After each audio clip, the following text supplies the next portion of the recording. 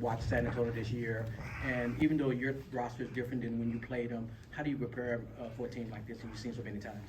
Yeah, I mean, we definitely take stock in that first game. Obviously, we did some different things in that game from even just the first half to the second half, playing bigger. Obviously, they've changed their lineup up. Obviously putting Wembanyama at the 5. Zach Collins obviously, was an impactful player in that first matchup, especially going in.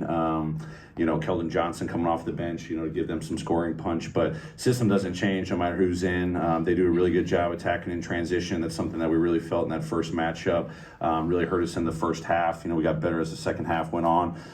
Huge priority, paint defense. They were kind of a post-heavy team in that first match. We still got to be prepared for that. But drive and kick is a big priority for the game tonight. Multiple guys that can break you down one-on-one. They do a great job carrying their pace in the full court into the half court. And we always talk about it. I mean, it's been the case for the last couple of years. Our shell defense, our rotation has got to be a huge point of attack defense, limit the penetration as much as possible. But when they do get downhill, what does our multiple effort look like on the backside? Because this team does a great job sharing the rock. It's a credit to them. So it's going to be a great challenge, not just the beginning of the possession, but throughout the meat of the game. Just our rotation discipline is going to be a big factor tonight. Taylor, so the other night, it was the first game where you had Ja, Bane, Smart, and Luke all available at the same time.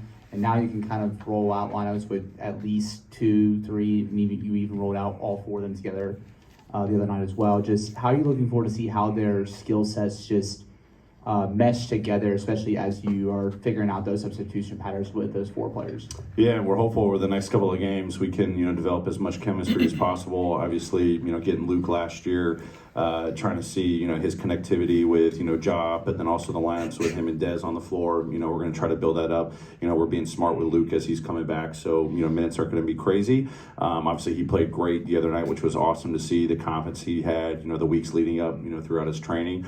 So I definitely want to lean into that. The Dez-Luke lineups, obviously, when you've got Ja, Marcus, or even Dez being the primary guy out there, having, the complementary, 2, 3, as you said, different combinations out there. We're going to study a couple different things, whether we're leaning into small ball lineups and, putting, Marcus at the 4, or playing still 2 bigs. It's kind of an ongoing process right now, but knowing that we have those 4 guys that we can kind of put in different combinations, especially knowing that Dez, Luke, or hopefully one of those guys on the floor at all times, if not 2 of them. Hopefully that just continues to enhance the spacing we have, the efficiency of our offense, the trust building between Ja and those guys, Marcus and those guys. I think it'll be, pretty quick, and how well they can play together.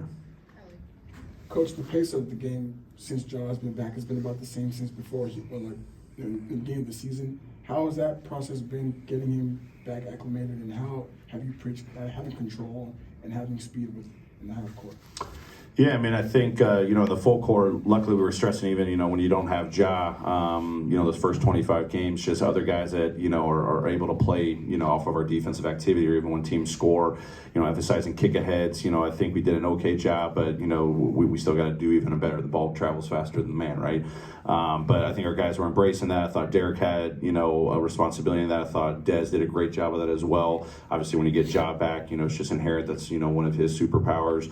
But the biggest thing is definitely in the half court. Just, we've got to continue to figure out the variety in our offense with early, pick and rolls, but early off-ball screens, but having one of the elite guys that can get into the paint, at will, no matter the situation, that just hopefully puts teams in rotations and just kind of builds, that level of pace that you can carry from your transition game. But a lot of it's predicated on the pass as well. So luckily our assist numbers have been pretty good. We got to continue doing a good job building, in transition with kick-aheads and our running habits, which we've been spending a lot of time on recently.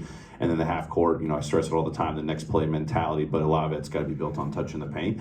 Obviously, Ja, really increases that. And, the first 25 games, other guys got to, see where they can, get those opportunities. But having more guys that can touch the paint hopefully feeds into that pace of play that we need in the half court. Taylor, forgive me on the timing of this, but Darko comes here tomorrow.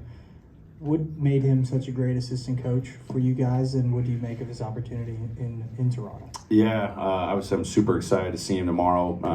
Wish we could have grabbed dinner tonight, but He loves the game of basketball. He loves teaching the game of basketball. He is the ultimate team guy. Whatever's asked of him, he loves player development. The relationships he built with the players that he was here, and obviously he's done over his career. And I know he's already doing in Toronto is going to pay dividends for him. Obviously, as he's building, his program first year and partnering, with the front office there. And player development's at the core of what he is.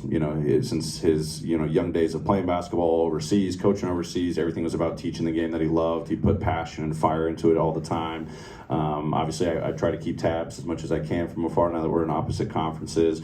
But it's going to be great to do battle with him tomorrow, but also give him a big hug before and afterwards. This guy meant a lot to me, meant a lot to our players, meant a lot to our staff. Absolutely wish him all the best. I know he's going to be doing great things in Toronto. But our relationship goes well beyond our time here in Memphis, and I know it'll go even further beyond the NBA. Coach, Ja's averaging better than 27 points a game against the San Antonio Spurs, which is like the third highest by any player against San Antonio. What is it about Ja's game that seems to work against the San Antonio defensive system? Yeah, I think the pace of play, you get kind of caught up into that with their style of play. So you kind of I hate to say, it becomes a track meet a little bit, so the pace that they try to play with on the offensive side that hopefully gives you opportunities on your offensive side as well. Some of the coverages that, he's seen against them, with their bigs dropped. I think, even dating back 3-4 years ago, we spent a lot of time this morning talking about our screening angles. They definitely want to try to keep him out of the paint, but when we're really good with our execution of getting him downhill, getting him to his sweet spots, I think he's taken a lot of advantage. So credit to him, credit to the team to set him up in those situations. And then also, as I said just a moment ago, his ability to really attack and transition is something I think has been utilized pretty well in this series. Wemby leads the league in blocks. He had a lot against you guys last time. What are the challenges of facing that kind of length and his mobility? Sure, it's impressive what Wembanyama's doing. We obviously felt it, in our first matchup. I think he maybe had 8 blocks, probably even felt like he had more. Just his feel for the game, just constantly developing as a rookie. He was playing the 4, but then playing the 5 now. Just being unleashed to become that secondary defender, guy that can come over out of nowhere and just, eviscerate anything. So we've got to be really good with our spacing. That's where it starts. Obviously, we've got to, make the priority still get into the paint with our guard play, but also even when our bigs are in attack mode, especially Jaren, knowing that he's coming from all angles. He's coming from the wings, coming from the corners.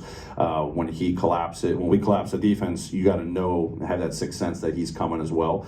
Making late passes, we had a couple of those. We showed the team, and especially when you're getting downhill on the rim and late drop-offs and whatnot.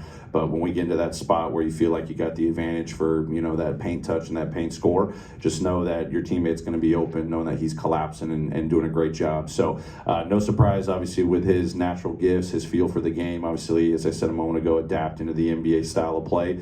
But where he was coming from that first game, he did a phenomenal job. We got to be prepared for it. Great. Thanks everybody.